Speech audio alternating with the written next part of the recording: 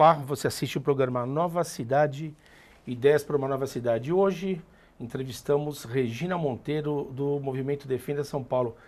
Antes de começar o programa, a gente está aqui vivendo ainda os momentos do Carnaval, a gente estava conversando com a Regina aqui, com o Robin, que também está aqui presente. Obrigado pela presença, viu, pessoal, do Movimento Defenda São Paulo.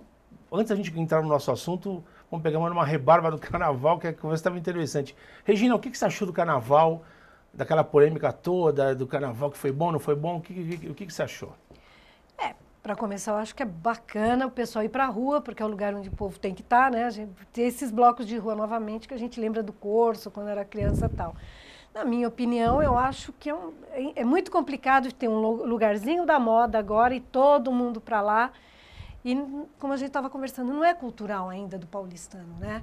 Então fica difícil. O pessoal reclama que faz xixi na porta, outro reclama que está bebendo lá, o outro vai namorar lá embaixo, enfim. É tudo muito novo e eu acho que é complicado. Você achou que foi positivo essa questão porque, na verdade, blocos? Quer dizer, é a população tomando conta do espaço Perfeito. público, né? Eu acho super. São Paulo já todo mundo diz que é todo mundo fechado, não sei o quê. O pessoal indo para a rua, cantando as marchinhas. Eu acho bem legal. Tá legal. Bom, Gina, agora vamos começar do programa propriamente dito. Defenda São Paulo. Como é que tá as atividades do Defenda São Paulo? Então, o Defenda São Paulo é uma ONG, né, sem fins lucrativos, é uma organização não governamental que agrega associações de bairro da cidade inteira, né? Então, tá difícil, né? Toda hora é uma coisa para a gente brigar. Estamos brigando todo dia, ciclovia, ciclorrota, é o trânsito, é o plano diretor, o novo zoneamento agora. Então, Regina, para a gente começar, acho legal a gente falar sobre digamos assim, o que seria um planejamento macro, que é um tema da nossa Carta Magna, da Constituição, plano diretor. Isso. Como que está a história do plano diretor em São Paulo? Ele foi aprovado, aprovado e... Então, na verdade, o que interessa disso tudo para os grandes empreendedores? É o zoneamento. Então, o plano diretor foi aprovado, veio lá uma nova teoria de você morar perto de casa, como se fosse, do dia para a noite, você vai morar perto do seu trabalho e pronto, sendo que a gente não tem mobilidade, não tem transporte público, fica complicado. Mas, enfim, saiu o plano diretor e agora, nesse momento, nós estamos estudando o novo zoneamento da cidade. Onde vai poder construir prédio, onde não vai. Então, está a maior guerra, né? Porque, infelizmente, não tem conta, nós não temos água, não temos luz, não tem... Você vê que a cidade está carente de transporte público e vamos fazer prédio. Não dá, né? Bom, a gente não tem água, não tem luz, mas tem plano diretor, pelo menos. Tem plano diretor, está carimbado, tem número de lei. Então, agora, Regina, falando sobre esse aspecto do plano diretor em relação à alteração do zoneamento. Uhum. A gente sabe que o zoneamento ele existe em relação a uma realidade histórica que a cidade tem, de uma realidade histórica. Uhum. Por exemplo, os jardins foram nos zoneamentos anteriores foram considerados áreas de 20, de preservação ambiental e tal. Algumas áreas são de zoneamento de ocupação mista, do tipo algumas ruas de Santana, de Pinheiros e tal. E o que está sendo considerado para essa alteração da ocupação? Me diz um caso específico. O que a lei de zoneamento está propondo, tá propondo agora? Tá. Então, uma coisa, vamos falar dos jardins, como você falou. Nós temos na cidade, tem 1.500 quilômetros quadrados, nós temos 4%, 3,6% da cidade de áreas exclusivamente residenciais. O que é isso? É onde você só pode morar. Você pode trabalhar em casa, óbvio, todo mundo agora trabalha com internet, óbvio que você pode ter um trabalho dentro de casa. Mas você não pode ter nada que é aberto para o público, porque aí você precisa ter infraestrutura, você precisa ter lugar para parar carro, você precisa ter transporte público.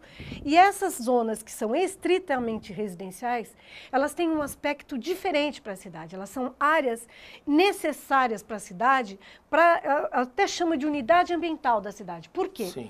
Se você olhar o mapa da superfície, da temperatura da superfície de São Paulo, você vai ver, é um grande vermelhão e tem ilhas verdes azuladas, que são essas áreas que têm essa vegetação né, desses lugares que são estritamente residenciais. Então, eles têm um papel fundamental na cidade, que é minimizar as ilhas de calor que tem na cidade. Vocês já devem ter visto como que aumentou os raios e por que São Paulo está perdendo só para Manaus no Brasil, né? Mas por que isso? Por conta do adensamento. Você não tem vegetação, você não consegue fazer com que a coisa fique distribuída e aquele adensamento forma uma ilha de calor tão grande que você atrai os raios e aqui está sendo o segundo lugar do Brasil. Depois antes só perde de Manaus. Por conta desse planejamento louco que põe empilha as pessoas.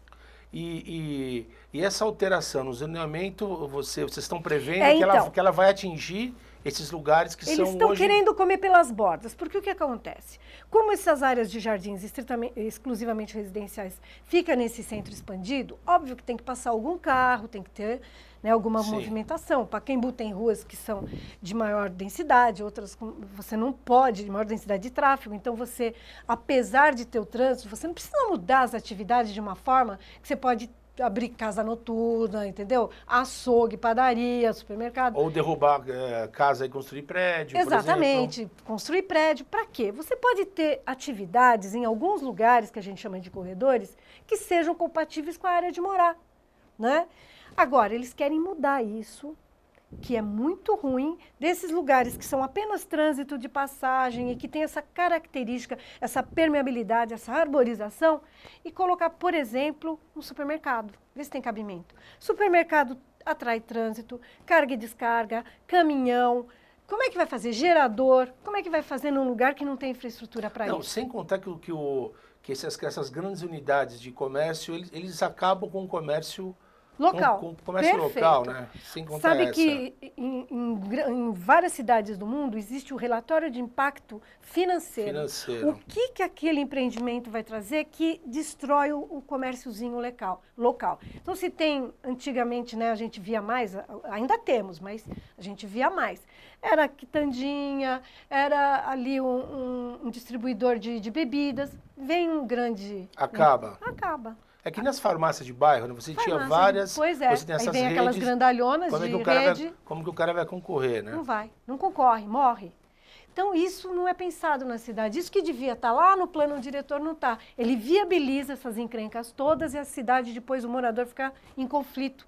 E não é que o morador não quer a padaria, não é que o morador não quer alguma... Ele precisa, lógico, viver, comprar o seu pão, comprar a sua carne. Mas o que ele quer é que a gente possa morar tranquilo. Você não gosta de morar tranquilo? Todo mundo. Um gosta de morar tranquilo em prédio, outro em casa. E aí os urbanistas e a prefeitura têm que saber entender isso e dar isso para a sociedade. Entendi. Agora, Regina, para a gente matar esse assunto, tem algum cronograma relacionado à alteração do plano diretor no que diz respeito à alteração do zoneamento? Tem alguma... Então, o plano diretor, ele, como você disse, a Carta Magna já está aprovada. Sim, agora, se trata agora a regulamentação. Que é o zoneamento. Isso, que é o zoneamento. Então, e o zoneamento está sendo revisto agora. Pelo plano diretor, ele deveria ser entregue para a Câmara Municipal aprovar em 30 de janeiro, mas aí nós brigamos tanto nas audiências públicas que a gente conseguiu mais 90 dias. Então, foi em janeiro, fevereiro, março, abril. Então, dia 26 de abril seria um prazo máximo, vamos dizer assim, e eles têm debatido com a gente. Aliás, eles deveriam debater com a gente, ainda não começaram. Então, eu não sei o que vai acontecer, provavelmente a gente vai gritar de novo. Porque não tem quem saiba mais da cidade, quem está morando, você concorda? Lógico. A gente é que sabe do nosso bairro. Tranquilo. Bom, gente, a gente podia deixar até marcado, viu, Robinho, para a gente conversar sobre o zoneamento, aí, já que está tão próximo a essa data de determinação, né? Fazer, sim, um debate bacana. Ele também faz parte, por exemplo, da Operação Urbana Água Espraiada, que é outra encrenca. Sabe que eles estão propondo, na cidade de São Paulo, uma área enorme ao longo dos rios, enorme, que justamente aonde você tem menos infraestrutura, que são as várzeas do Rio Tietê e Rio Pinheiros, uma grande operação urbana dividida em 3. Operação urbana nada mais é que você pegar um território e falar assim, olha, você não pode, mas pagando pode. Resumindo, é isso.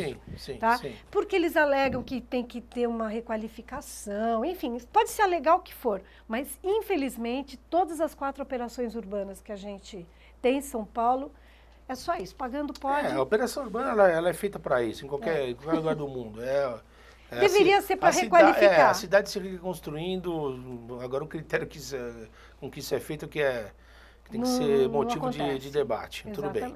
Agora, Regina, vamos começar o programa agora. Vamos. Minha querida, me fala. E essas árvores caindo em São Paulo? Me diz. Por que as árvores caem? Então, bom, primeiro, a primeira coisa, vamos falar especificamente da questão dela, né, biologicamente. O que acontece? Ela não tem... Nunca eu vi na cidade de São Paulo, olha que 40 anos que eu trabalho na área, eu nunca vi ninguém cuidar do aspecto fitossanitário da árvore. Você sabe que ela tem cupim porque você acha que ela tem cupim.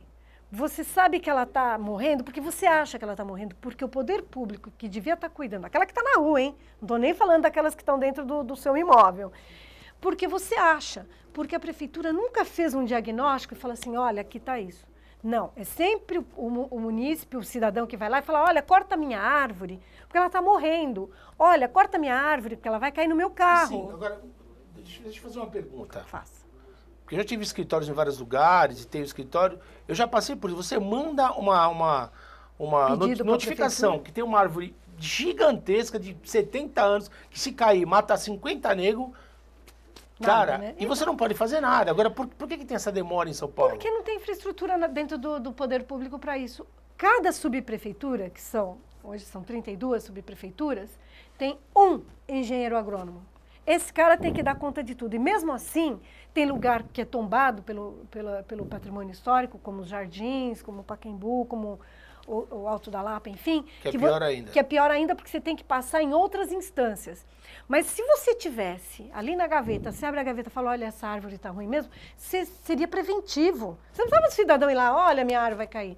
Você tinha que fazer estudos, catalogar. Fazer, que nem médico, vamos ver se ela está boa, vamos ver se ela tem cupim mesmo, sabe? Infelizmente é isso. Agora acontece de tudo também. Tem gente que quer tirar árvore. E o cara começa a envenenar, sim. Para quê? Para pôr o carrinho dentro da garagem. Então, aí o cara... Então fica por conta desses golpinhos, a prefeitura também, que já tem meio funcionário, já não sabe se atende aqui ou ali. Então fica difícil, né? Mas o principal é isso. Não temos diagnóstico da vegetação arbórea da cidade de São Paulo. Não Entendi. temos. Porque você não ouve falar nas outras metrópoles... Tanta árvore caindo. Tanta árvore caindo e árvore caindo aonde? Que a gente entra na segunda parte do problema. Caindo em cima da rede elétrica. Isso. Agora fala uma coisa, Regina. Existe uma legislação que prevê que pelo menos uma parte do cabeamento seja instalado... Enterrado, na parte subterrânea. Por que não acontece isso? Então, não tem cabimento, porque assim, hoje temos essa lei, mas tem uma outra anterior que diz assim, tudo que é público, se a prefeitura fizer qualquer coisa, ela já tem que enterrar. Já começa a ficar difícil. Mas a gente teve alguns exemplos, como a 9 de julho, Oscar Freire. Na Rebouça. Oscar Freire já é uma outra história. Ali foram os comerciantes que se juntaram, junto com um determinado patrocinador que pagou. Mas a gente vai falar disso também. Mas, enfim, já existe essa lei que a prefeitura, o poder público, quem quer que seja, que vai fazer alguma coisa, que vai ampliar, diminuir, mexer em viário, tem que enterrar. E isso não está acontecendo. Não é sistemático. Sabe que tem uma tal de uma frasezinha? Sabe que se deixar embaixo o pessoal rouba. Papo furado. Você já viu isso acontecer no planeta? Não. Vai quebrar tudo para puxar fio de baixo? Ao contrário, eles roubam quando é em cima. Pois é muito mais fácil que você ver aquelas lá. Mas enfim. Não, mas os caras alegaram isso, é verdade? Alegam que se enterrar tem roubo, furto. Bom, então essa lei é de 2005... Foi feito um decreto em 2006 que regulamenta, que é o seguinte, foi previsto em 2006 que em 20 anos todo o cabeamento aéreo deveria ser enterrado, tá? Desse todo o cabeamento aéreo, eles deram uma sinalização que no mínimo 250 quilômetros por ano deveria ser feito. Nós estamos em 2015. Desde 2006 até 2014, 0 coisas aconteceram dentro desse programa que eles chamam de PERA. Programa específico, não sei o que lá, de enterramento do cabeamento aéreo. Aí a gente tem esse monte de poste competindo visualmente, além da poluição visual, compete com pedestre na calçada, que todo mundo sabe que quando não tem largura, o poste está lá, querendo ou não querendo. Mas mesmo que fosse cumprida essa legislação de 2006. Até agora, vamos arredondar para 10 anos. Nada 2000, aconteceu. não, que fosse. Que fosse.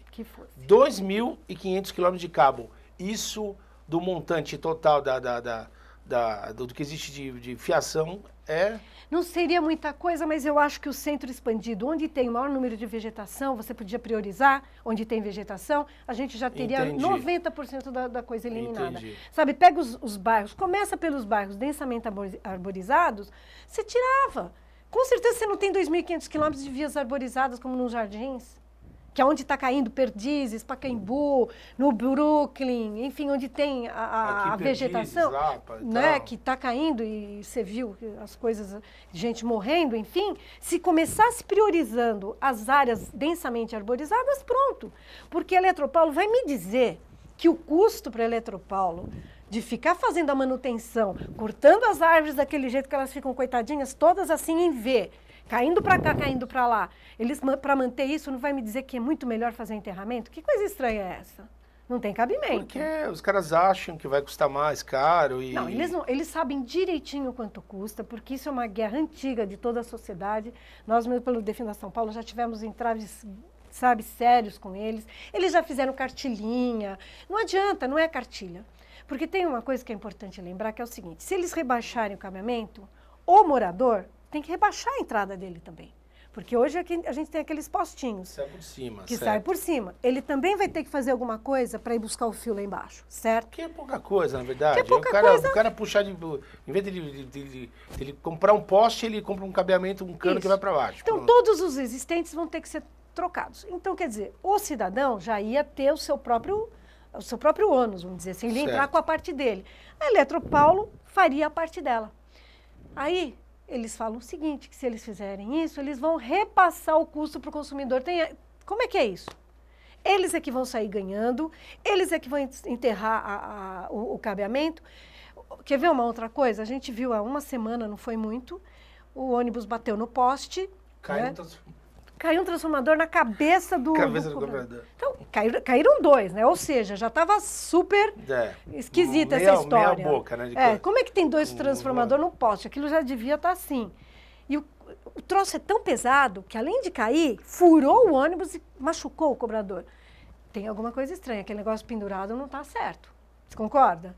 Qual o problema de fazer uma caixa, valas técnicas, como a gente fala, coloca ali, enfim, a gente teria isso tudo mapeado, era muito mais fácil a manutenção. Vai me dizer que é fácil colocar aqueles caminhõezinhos, hominhos subindo lá?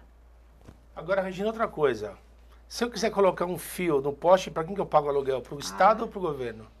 Para a Eletropaulo. Para a Eletropaulo. A Eletropaulo, além de ter a concessão de fornecer energia... Ela ainda aluga uma coisa que é pública. Tem mais de 16 ou 17 concessionárias, agora com a fibra ótica é mais coisa. Ela fica alugando espaço aéreo, que é meu, que é seu, que é de todo mundo, para eles. Eu vou começar a alugar umas praças perto da minha casa lá. Não é assim? É assim, se eles podem, né? Exatamente, interessante. E outra, a gente chegou a questionar, a perguntar para eles quanto que eles faturam. Eles não só não mostram que isso devia ser público, como isso podia ser um dinheiro, se eles já que estão cobrando, podia ser o dinheiro já para ir para um caixa, para um fundo, para fazer o enterramento deles. Sim, não é? Você acaba entrando no ritmo Brasil, fica jogando agora.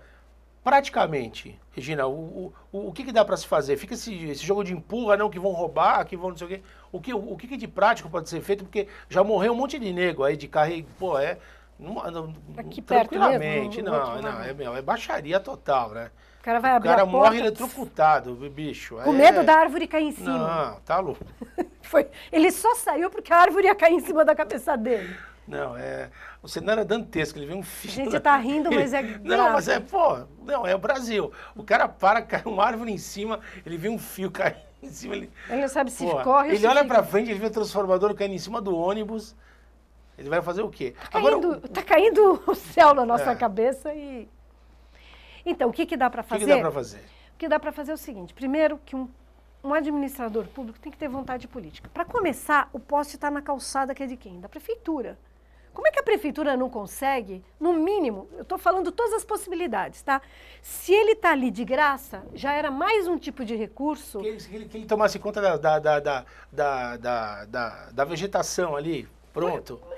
É meio óbvio até isso. Mas é óbvio. Agora, se você está com um poste na calçada e a calçada é da prefeitura, aliás, fica essa briga, quem tem que arrumar a calçada é o morador, mas tudo bem, mas a calçada é da prefeitura. Se Eletropaulo pagasse um aluguel para a prefeitura e esse dinheiro também fosse para o fundo, já é um dinheiro para fazer. Não, Regina, mas quer ver uma coisa que você falou, que ainda é interessante?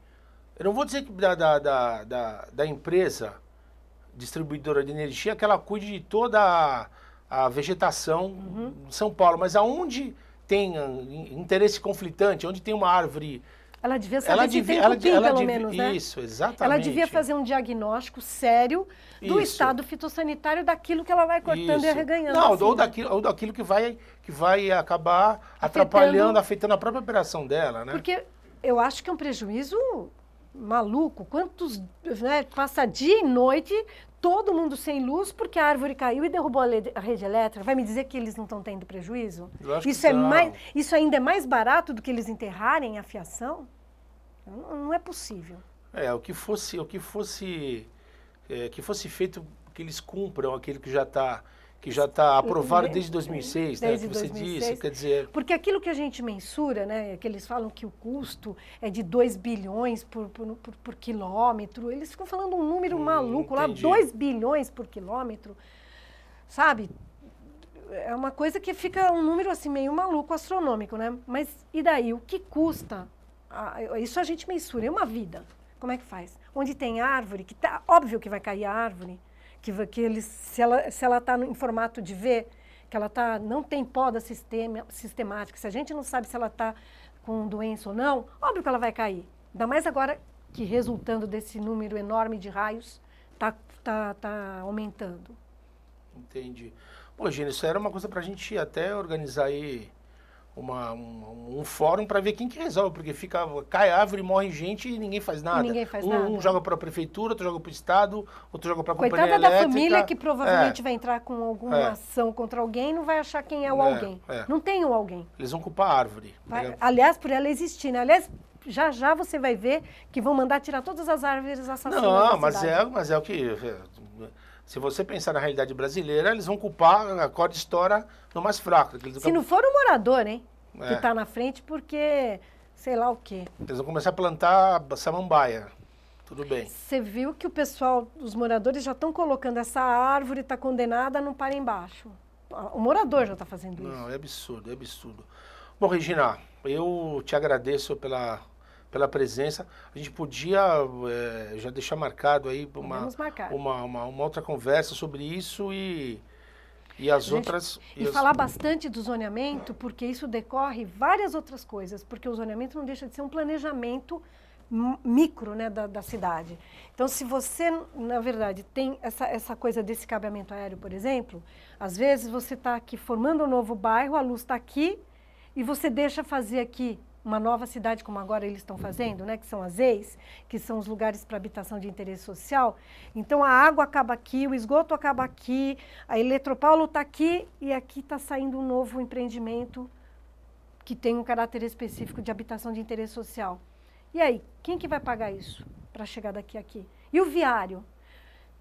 Falta planejamento sério nessa cidade. Vamos falar disso, do zoneamento. Então tá bom. Bom, Regina, obrigado pela sua presença. Ok, a gente deixa marcado uma outra conversa sobre zoneamento e... Operação urbana. Operação urbana e vamos ver o que vai acontecer com essa história das árvores. Também fica morrendo gente aí e um joga pro outro e tal. Infelizmente, eu vou dizer para você que essa historinha aqui eu já vi várias vezes. Não acontece. Acho que vale a nossa pressão, a sociedade tem que brigar, ir para cima da prefeitura, da Eletropaulo, porque a Eletropaulo finge que não existe, né? Ela não dá resposta para ninguém.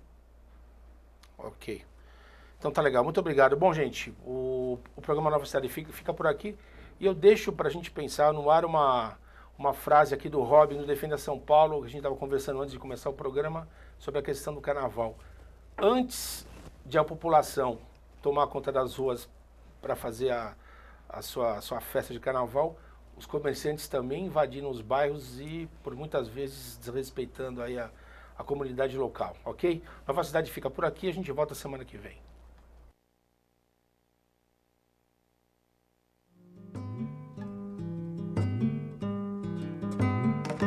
E aí aqui yeah.